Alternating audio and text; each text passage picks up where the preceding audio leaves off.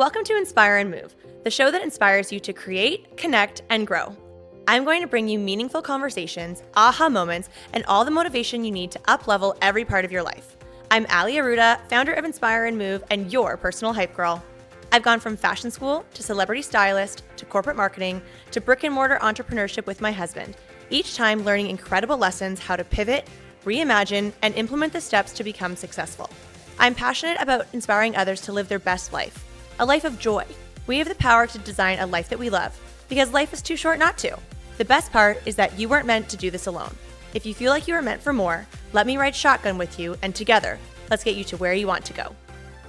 Hello, everyone. Welcome back to the Inspire and Move podcast. It is your host, Ali Aruda, and her co-host, Matt Aruda. in the home studio. What's up, everybody? You don't even have any Negronis, no rosé. No, we are getting it done today. It has been a full day coming off of, I hosted an event last night. We have one of our iconic conditioning and coffee events tomorrow at Benchmark. It's going to be off the chain tomorrow. I know. Yeah. Full studio. Live DJ. Good Lord. Got an incredible partner sponsoring the event. It's like literally the new club for 40-year-olds and over now. It's really cool. I love that you said that. And I know this is absolutely not the conversation that we're having today. It might be. But hey, all right, we could take a pivot. But just talking about creating experiences that we wished existed and always coming back to like, well, what do we love? What do we appreciate? What would be fun but also impactful, right? Yes. Yeah. And I actually had an amazing podcast interview earlier today for Nikki McKnight's Would Recommend show. Shout out, Nikki. Thanks for having me. And she asked a lot of really amazing questions about Benchmark, which actually made me feel so proud of what we have worked so hard to create. For sure. And so much of that is surrounding experience Absolutely. and how you and I started out building that business, building the brand for what we wish existed and what we appreciate. And we wanted a sexy brand that we would want to wear on apparel and then would buy osmosis then have people wanting to do the same thing and buy the merchandise and wear it proudly. And I love seeing that. Like, we just also got back from California for the Elite Mastermind. And on our activity day with pickleball and bike riding, there was a good handful of people wearing Benchmark gear. Yeah, it's something I think we should absolutely be proud of because it doesn't just happen. I think people are they're wearing it because they know us and love us, and we love that support. But genuinely, I see them rocking this gear in random Instagram posts just in the background where they don't know if I'm watching on or not. And there it is. So they do genuinely love it, which means we're doing some right things, which is awesome. Yes. And going back to, again, the idea of the experience. And so talking about this conditioning and coffee, that it was something that we started back in the fall as just wanting to really dive into our community. And that is our number one core value. It is one of the most important pillars of our brand and of our business. And we thought, all right, what can we do to really dial in the community energy? Yeah. And so came up with this idea. I was like, I think this would be fun. I know that I always like to get a post-workout coffee. I've worked my body hard. I've challenged myself. I got a good sweat in. I boosted my endorphins, boosted my mood, generated great energy. Would love a great coffee. And now have combined that into this event, and they're great. I completely agree. I'm glad we've created them. They've evolved into something way bigger than I think what we had ever anticipated. And we didn't necessarily market it to be that. It's just what has happened organically almost, and people are excited to be a part of it. It's the fastest thing to fill up on a regular basis. Mm-hmm. And we have people driving from Wasaga Beach tomorrow. Yeah. Love that. That's a shout out point. Victoria May. Yeah, we're talking 90-minute drive here. Yeah. For a 60-minute call. I better over deliver on that class experience. No kidding. My goodness. Yeah, it's fantastic. All right. Speaking of experience, tee us up. What were we talking about today? You know what? I thought it'd be kind of fun to look at some things now that we are where we are in our life. And by that, I mean 40-somethings. And what that shift has meant for what is now important to us, or what having it all means to us now in our 40s versus what that could have meant a decade ago, essentially. And talking about what kind of shifts have happened. More importantly, what kind of things aren't necessarily held in the same hierarchy of importance versus what they once were. And that's okay. And what it is that we have shifted into what is now in the hierarchy of what's important to us and the reasons why. And I thought that might be kind of fun to look back on. And it's an interesting shift for us, no doubt, but I'm starting to see more of it on a regular basis for even within our remarkably successful group of friends, as much as is the ones who have been doing the same 9 to 5 for the Yeah. last X amount of years of their life. Either way, it seems to almost be like this general consensus of sorts of, and there's a fine line here. There's a general consensus of, I don't want to say wanting less, but maybe more importantly, not needing as much. That's a good way of looking at it. And I think, we've talked about this a lot, but I feel like it's also well known in the world of quality versus quantity. Yeah. So I know we're probably thinking about some of the same people in terms of car enthusiasts, car lovers, certainly have the financial means to have a plethora of cars, Yeah. some of which have gone down to one super beautiful car. Yeah. And you know what? They'll buy the car if it makes financial sense. If they want to buy it for, and this sounds like it's ridiculous, but these are the real numbers. If somebody wants to buy a car for $350,000 because they know a year from now they can sell it for $450, good on them. Mhm. But they're not buying it for the $350 so they look cool at their golf club anymore. It seems to be like those days have kind of gone, which is Yes. refreshing. At least I think for our, do I say our generation, like our age group, Sure. you might still have some 20-year-olds and maybe that is still in their mind that is what's important to them. Yeah. And I think that's what that used to look like, right? For us when we were in our late 20s, early 30s. And it's not a shot at them. It's just kind of what you think you know about success, essentially. And it's the kind of thing where you effectively are coming out of early 20s where you do not have a lot of money. You're paying off student debt. You've got part-time jobs getting you from X, Y, and Z. The idea of success is usually measured by literally what things you have and what things you are wearing. Remember all of the, we won't say names here, but remember all of the certain positions that were held by certain people at our Porsche dealership brand where we thought to ourselves, you're 21 years old. Oh my How the gosh, hell yeah. are you wearing a $3,000 handbag or a Like, where is your Coach $12,000 wristlet? watch? Yeah.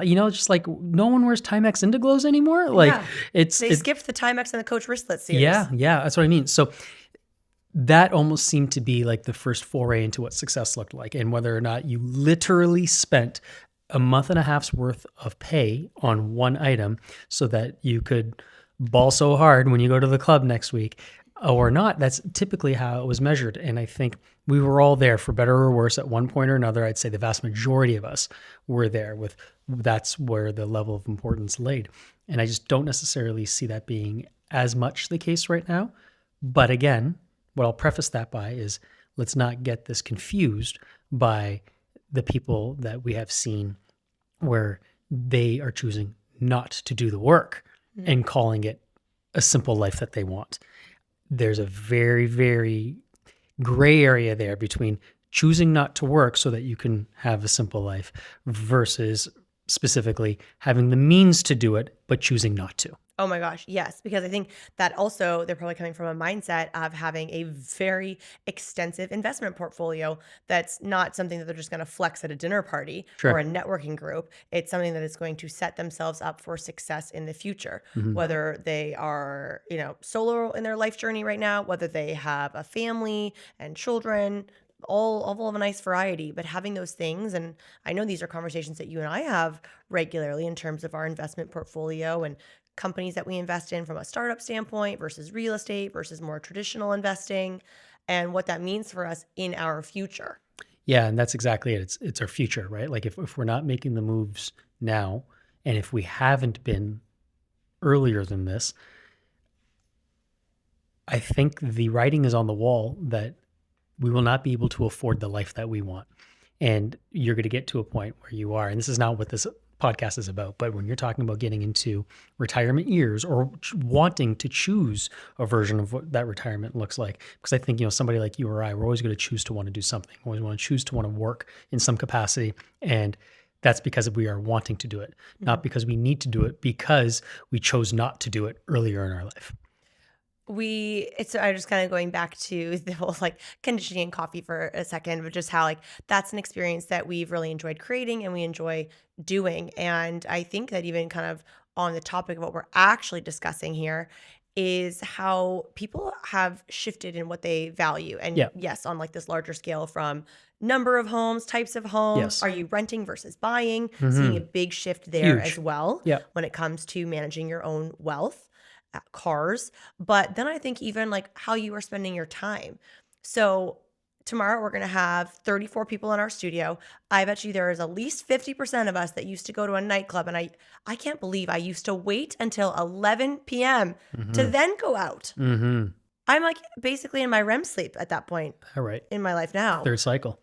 But it is this shift of what people value and what's important to them. So now I think a lot of the people that we spend our time with, for sure in the benchmark community, but also a lot of our friendships that are around the world, Canada, US, and beyond, a lot of us value the same things of having like good quality sleep for 8 hours and a really good workout, many of which we work with trainers because it allows us to stay super dialed in on our goals, efficient with our time, and quality accountability. Like any other reason you hire any other professional. Yeah, you outsource it Yep. so that even, guys, I am a trainer and I have a trainer. Yeah. That it just allows my brain to not think about that for that 1 hour when I'm at the gym. But really focusing on how do we enjoy spending our time in our work days. So is it creating a great work environment in your home office? Is it investing in a co-working space that you can go and be inspired by and be around other entrepreneurs? We say it all the time with gym memberships, of investing in a more premium gym membership because of the access that you get to people that are moving at a high frequency, super successful, higher level conversations and experiences. Today's episode is supported by Lifehack Longevity in Burlington, Ontario. Longevity has a buzzword problem. Everyone's selling a gadget or a quick fix that moves the needle barely at all. Lifehack does the opposite. They measure what actually matters. VO2 max, bone density, and lean mass with DEXA, strength and range of motion, epigenetic markers that show how fast you're really aging, plus deeper screening like whole body MRI, early cancer detection, and microbiome assessment. Then a clinical team turns all of that into a plan that you can actually take action on. Not a genetic protocol, it's yours. Medical, physical, cognitive, and preventative, all connected in one ecosystem with a physician who knows your story. That's prevention done properly. Lifehack Longevity, age with agency. Find them at lifehack.com.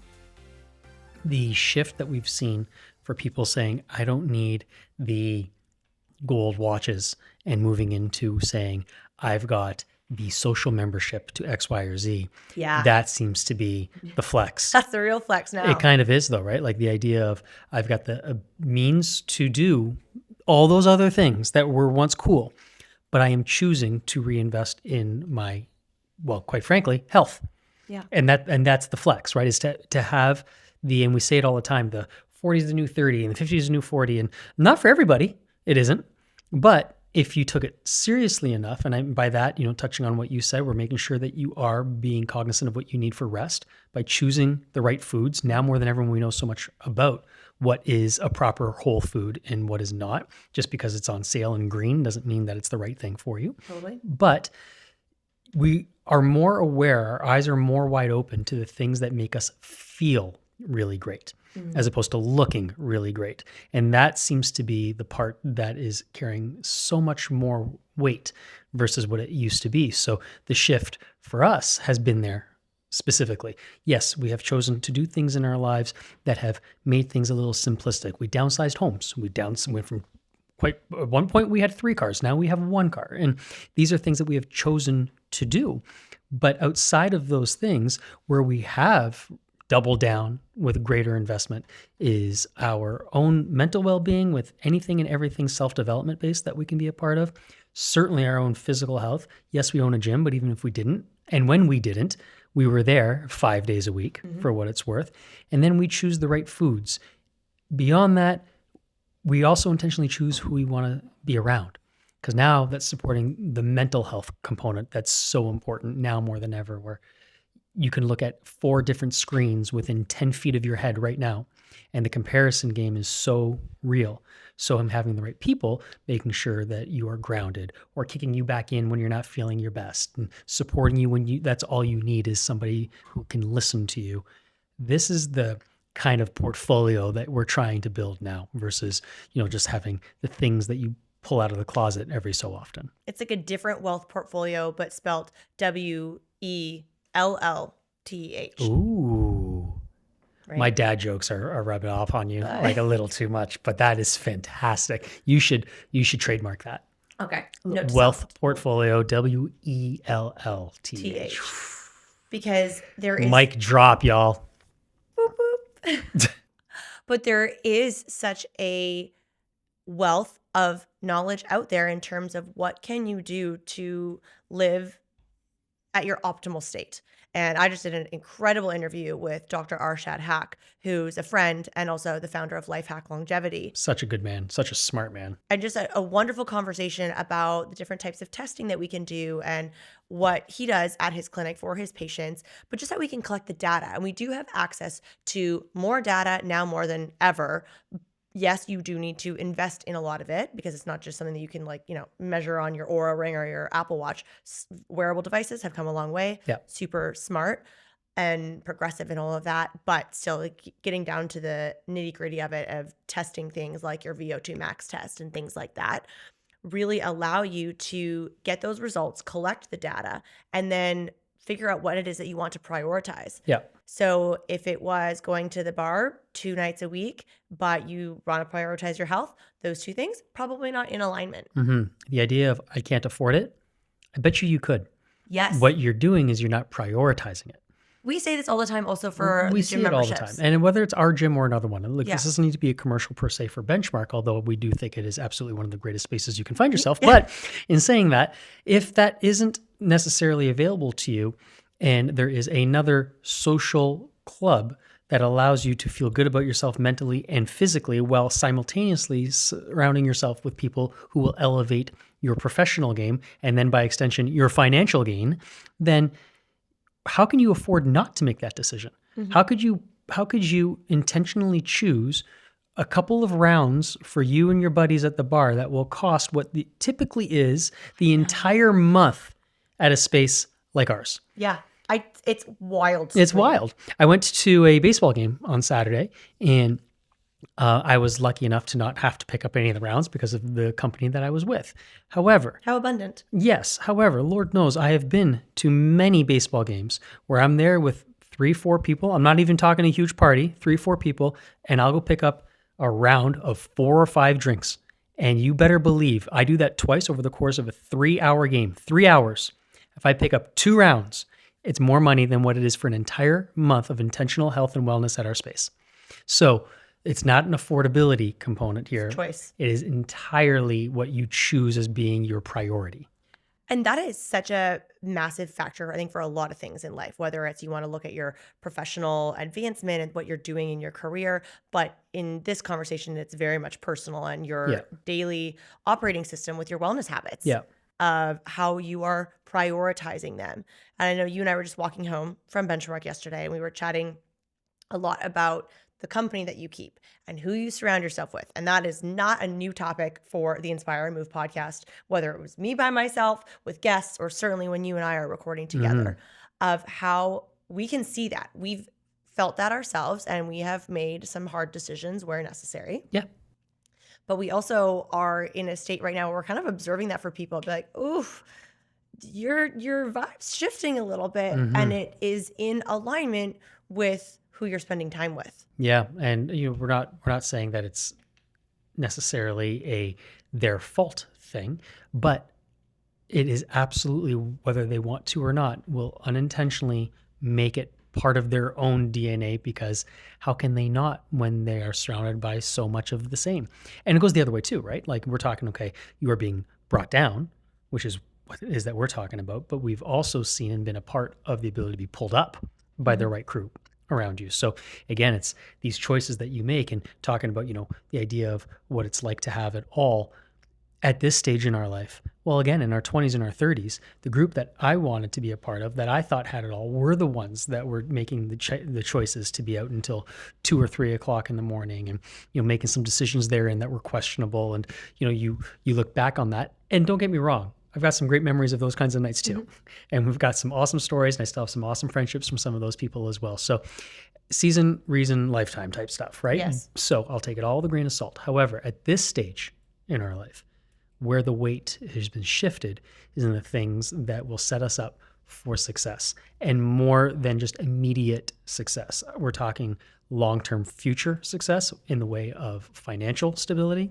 certainly in the way of our physical health, and obviously as a means of having the time necessary to look after the parts of our life that do need to be looked after now, and to do so on as even and as clear of a mind as possible, whether that's spending as much time as we can with family, whether that's being able to step back from the business so intensely and be able to grow it on a larger scale so that we can expand in other capacities that we might not have had the opportunity to in the past, because we felt it was more important to work 12 hours a day, because that's what success felt like was back in the day. Wearing it like a badge of honor. That's right. And almost being proud to tell people that like you feel burnt out and that you've earned this level of big house and you've earned this third car, but the byproduct of it is you feeling like a bag of shit. Yeah, like so you have like no time to do things that bring you joy. This is it. So that's where this shift has moved into. And I think being on both sides of this comparison, I think we both know what we'd much rather have and where we will much rather put our efforts into moving forward.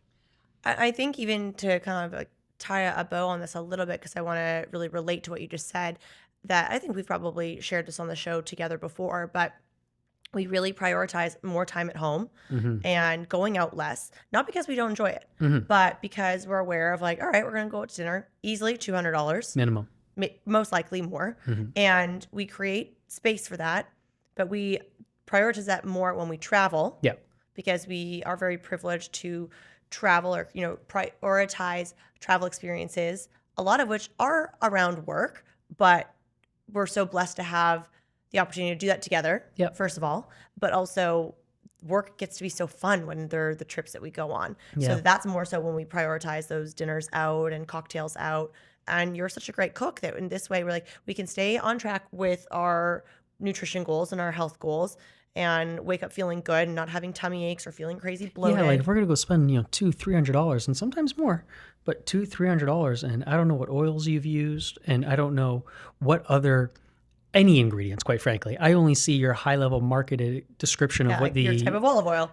I have no clue what you're using. So now we're going to come back. We're going to feel worse than what we would have been to stay at home, to have spent a fraction of the price to stay at home and have food that 9 times out of 10 tastes better at home. For sure. And we like to purchase nice glassware if we're going to have nice wine. And I just kind of recently did an Instagram post actually about things I can't afford in business. Bad wine was one of them. But more importantly, it was people that, drag down your energy or not having inspiring conversations. And don't get me wrong, there is a time and a place where you might need to be a listening ear for someone that is going through a challenging season or heartbreak, heartache, any of that. But for the most part, really prioritizing how you are setting yourself up for success. So how you're moving your body, fueling your mind, and fueling your heart are so important. Yeah, those are all so key. And again, in your wealth portfolio. That's right. And these are, again, all not things that were as consistently thought of when we were in our 20s and our 30s. The gym was for just pure aesthetics, and it was for as many PRs as you could within the course of a month or a year and all the rest. Whereas now, the longevity game is much more important, while simultaneously I think we can both say that we might be as strong and as healthy as we've ever felt in our entire lives, and our age starts with a 4. Yeah. And this is talking from somebody who played collegiate football and somebody who has been in some form of athletics her whole life. And now in our 40s, we have chosen a way to approach it that has us feeling stronger than ever and healthier than ever.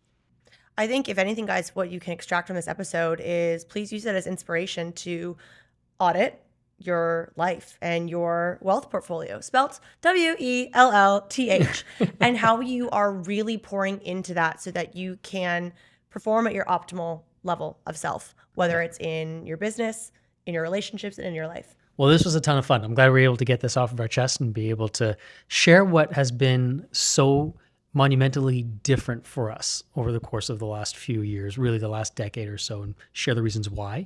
But more than that, I think be very clear on what the path is going to look like for the next 10, 20, 30 years of our life too. Oh my gosh, amen to all of that. And I feel like this is something we can even go deeper on in other future episodes. I know this was a nice little quick one that we wanted to share with everyone because it was on our minds, on our hearts. And we hope it resonated, guys. Yeah, I'm looking forward to doing more of this because I think it's where everybody is moving towards. I think there's parts of this that we've only touched the surface on as it pertains to the things that people are shifting into that are being much more prioritized than they ever have been before. Again, with a caveat to not use it as a crutch or an excuse to do less. It's just as a means of finding other things that fulfill your heart a little bit more while not making it as a mask for you to not work as hard as you can. Absolutely. Well, if this resonated, guys, please share it with a friend or send us a DM. Let us know if you loved the episode, what stood out the most to you, and if you have a few extra seconds and you would love to give us a 5-star rating and review, I would be so grateful. Sending you all so much love. Thank you for listening, watching, and we'll see you again soon. Bye, everyone. Bye. Thank you so much for listening. If you loved this episode, it would mean so much to me if you took a few seconds and shared this on social media, sent it to a friend, or left a 5-star review. There is power in community, and I'm so grateful to have you part of mine.